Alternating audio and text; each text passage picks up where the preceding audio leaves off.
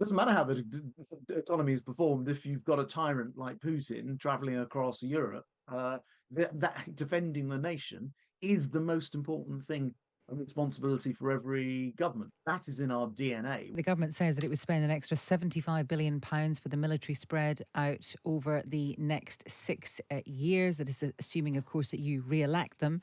That means the budget will reach 2.5% of GDP by the end of the decade. Let's speak to Grant Shapps, the Defence Secretary. Good morning. Morning.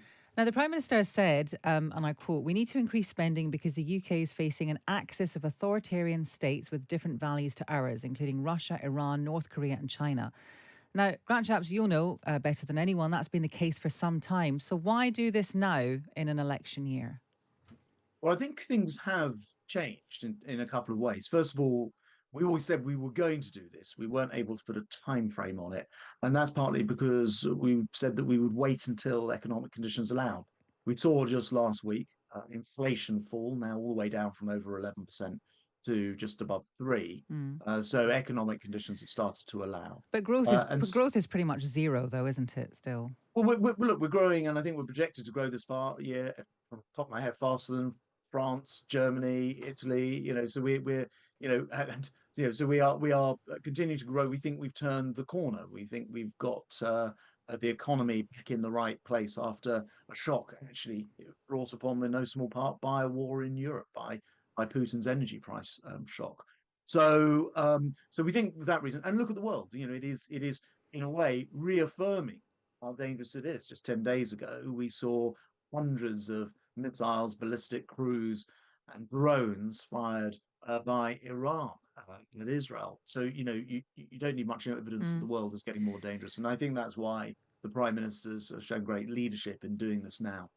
What will the government not be spending money on to fund this? The spokesperson for the Prime Minister said it'd be cuts to the civil service. Ben Wallace went on the radio yesterday and he said that he was speculating obviously, that Rishi Sunak will pay for this by sacrificing a personal tax cut plan that might have been in the manifesto. Well, look, first of all, I just want to say on this plan, it is fully funded. You mentioned about cuts to the civil service. That's 72,000 reduction. And that actually will take the civil service back to where it was before COVID. So I think that is a very reasonable thing to do.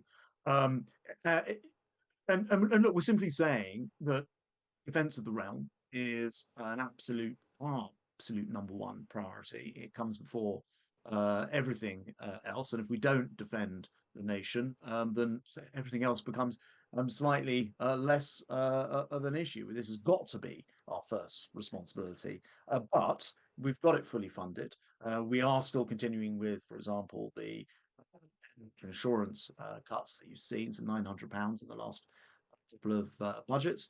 We're continuing with those, and we think this is a sensible and smart way forward. But I have to say, I'm very disappointed by the Labour response. It doesn't seem to once again, showing the true colours, think that the defence of the realm is the number one priority. Well, they Conservative. seem, yeah, we'll speak to them later. They seem to be saying that they would match it, but it all depends on how the economy performs, which, does that not sound sensible?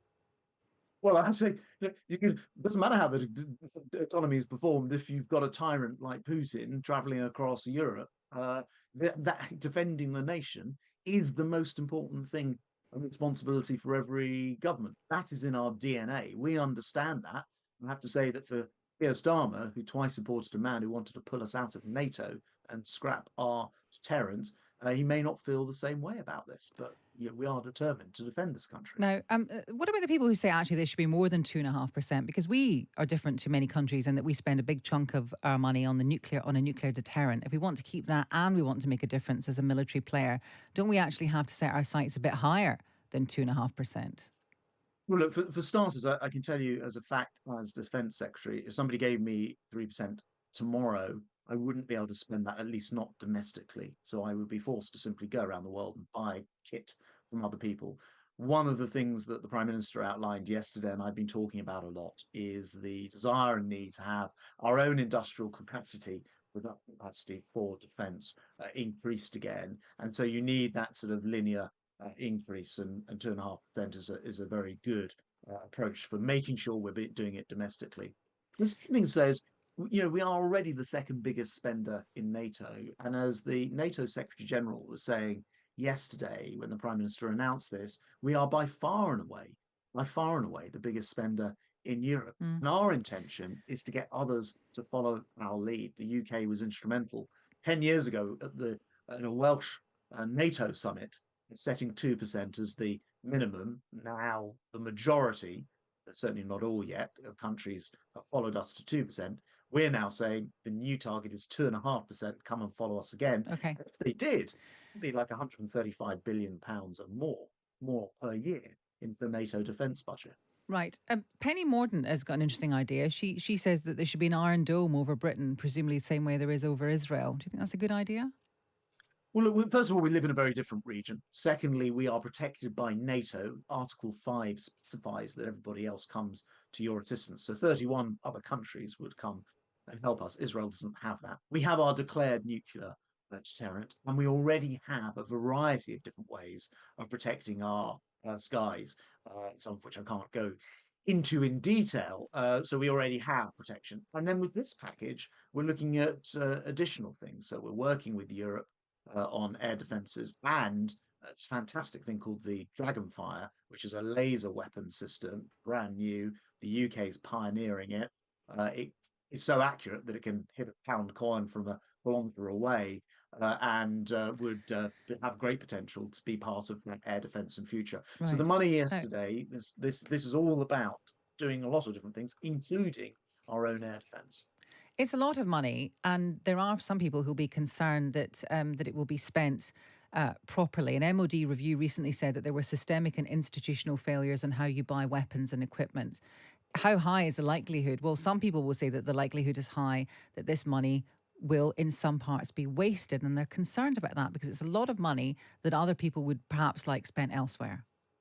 Well, look, I absolutely will not allow new money coming into MOD to be wasted. And one of the great things, not very, I haven't seen loads of publicity about it, but brilliant things done actually by one of the ministers at MOD, James Cartledge, is to introduce just last month the integrated procurement model.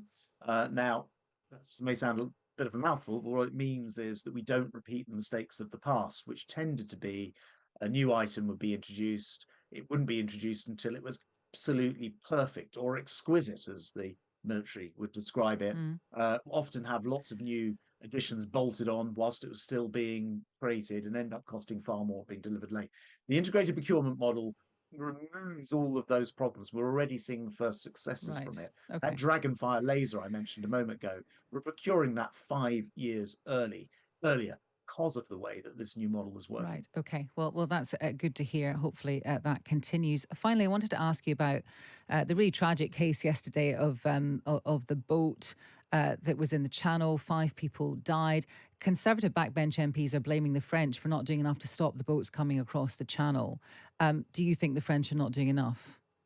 Well, look, I know that the full details of this are still emerging and being investigated. And first of all, first thing is absolutely tragic. I mean, to see people lose their lives at sea. These are criminal gangs. They do not give a damn about those people's lives, and we have to break the criminal model of bringing people across the channel. And that is why, against tooth and nail opposition from Keir Starmer's Labour Party, I we know, I understand finally that. I understand passed that, the Rwanda bill because you've got but to this is stop part, and yeah, break that of model. course. But part of this is what the French do, the French authorities, and the charge is that they're not doing enough. They're just kind of waving them through. Look, I would be, I would literally be just guessing at what happened there because we haven't seen. I certainly haven't seen the full details. I do know the French, working with us, stopped 30,000 crossings last year, so that relationship has been very helpful to stop crossings. All of this, who should have done what? Let's break criminal model, which is why I can't understand people not supporting Rwanda bill and us having to fight tooth and nail against Labour to get it through Parliament. Once you've got that in place, there'll be no reason to make that crossing because you know that you're not going to end up being here if you come here illegally.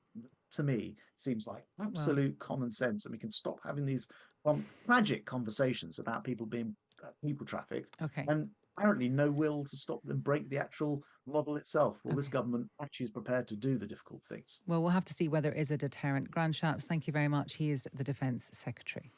Interesting that he began by saying that we're spending this extra money because the economy allows it, but he also criticised Labour for saying that future spending was dependent on the economy.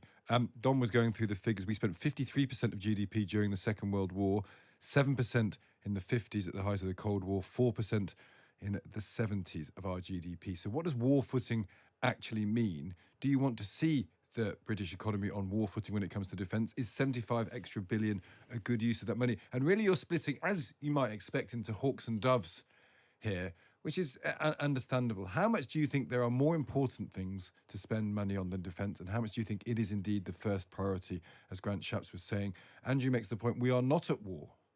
Our roads are in tatters, our energy is on its knees, services are a joke. We always make bad choices on defence equipment, Ajax being a good example. But Peter, who's ex-military, says our military has never been so underfunded, undermanned and under-equipped, particularly the last 14 years. Militarily, we would not be able to defend the UK. As much as I cannot stand Penny Mordaunt and her party, she's correct about an Iron Dome system for the UK. With the long-range capabilities of Russia and other hostile states, our military intelligence and support infrastructures would get hit first and leave us very exposed to further attacks. So more spending needed.